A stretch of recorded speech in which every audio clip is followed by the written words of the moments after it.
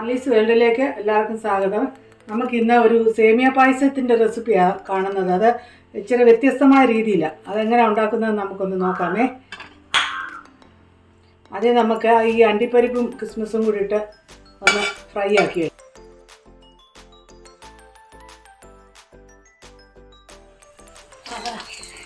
ഇത് ചുമന്നിട്ടുണ്ട്.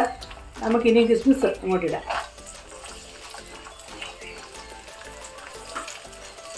അതോടെ മൂത്തതിന് ശേഷം ഇതൊന്ന് കോരി മാറ്റാം. എന്നിട്ട് നമുക്ക് ആ സേമിയായിട്ടൊന്ന് വറക്കാം.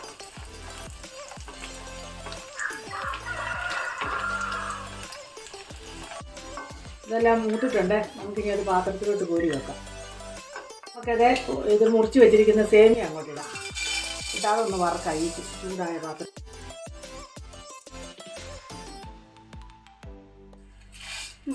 സേമിയ ഇവിടെ മൂത്തിട്ടുണ്ട്. നമുക്കിനി ഇതിനകത്തോട്ട് ഒരു 2.5 ലിറ്റർ പാലുണ്ട്, തിളപ്പിച്ച് വെച്ചേക്കുന്നതാണേ. അത് നമുക്ക് അങ്ങോട്ട് ഒഴിക്കാം.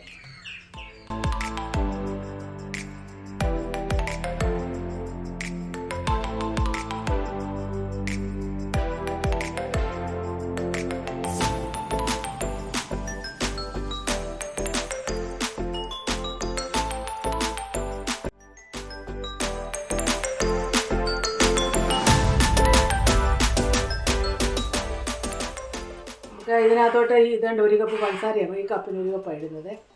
ഇടാം. പിന്നെ മധുരം പോരാന്നുണ്ടെങ്കിൽ പിന്നെ ഇടാം. പിന്നെ കണ്ടൻസ്ഡ് മിൽക്കും കുറച്ച് ചേർക്കാനുണ്ട്. അങ്ങനെ അത് മതിയായിരിക്കും. ഒരു കൊഴുപ്പിന് വേണ്ടി അല്പം ചവ്വരി ഇവിടെ വേവിച്ച് വെച്ചിട്ടുണ്ട്. അതും കൂടെ അങ്ങോട്ട് ചേർക്കുക.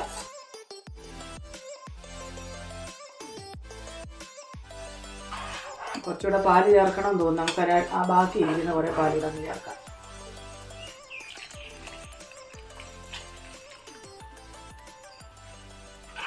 ഏകദേശം വന്നിട്ടുണ്ട്. നമ്മുടെ ബാക്കി കണ്ടൻസ്ഡ് മിൽക്ക് കൂടെ അങ്ങോട്ട് ചേർക്കാം നമുക്ക്.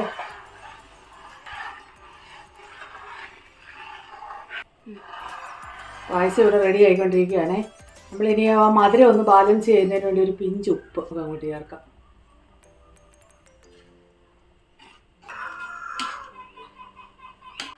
എല്ലാവരും ഏലക്ക മാത്രമല്ലേ പായസത്തിന്, ഈ സേമിയ പായസത്തിന് ചേർക്കുന്നത്. ഇത് കുറച്ച് ഏലക്ക, ഒരല്പം ജീരകം, ചുക്കുപൊടി, ഇത് 3ഉം കൂടെ ചേർത്തൊന്ന് പായസം ഉണ്ടാക്കുക. നല്ലതായിരിക്കും. നമുക്ക് അത് പൊടിച്ചത് ഇപ്പോൾ കാണിച്ചതെല്ലാം കൂടെ പൊടിച്ചത് അങ്ങോട്ട് ഇടാം. പഞ്ചസാര കൂട്ടി പൊടിച്ചത്, അത് കൂടുതലായിട്ട് തോന്നിക്കുന്നത്.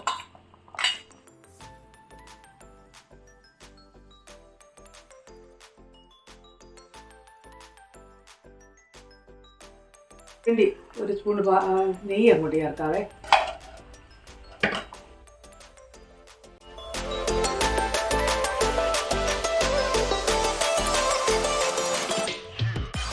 ഇനി നമുക്ക് ഇതിലൂടെ ആ നട്ട്സ് വറുത്ത് വെച്ചിരിക്കുന്നത് അങ്ങോട്ടിടാം.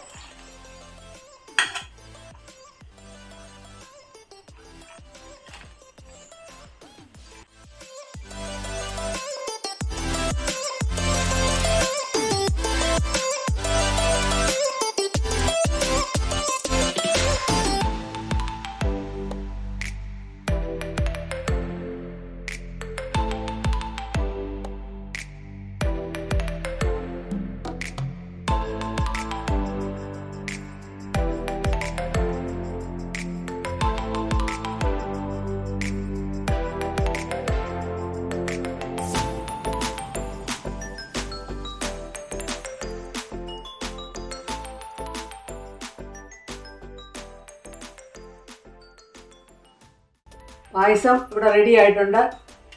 എല്ലാവരും ഇതൊന്ന് പരീക്ഷിച്ച് നോക്കണേ. ഏലക്ക തന്നെ അല്ലാതെ ഞാൻ പറഞ്ഞ പോലെ ഇത് ചെയ്ത് നോക്കണം. വളരെ നല്ല രുചിയോ കുറേ കൂടെ നല്ലതാണ്. വീഡിയോ ഇവിടെ അവസാനിപ്പിക്കുവാണ്. വീണ്ടും ഒരു വീഡിയോയുമായിട്ട് കാണുന്നിടം വരെ ബായ്.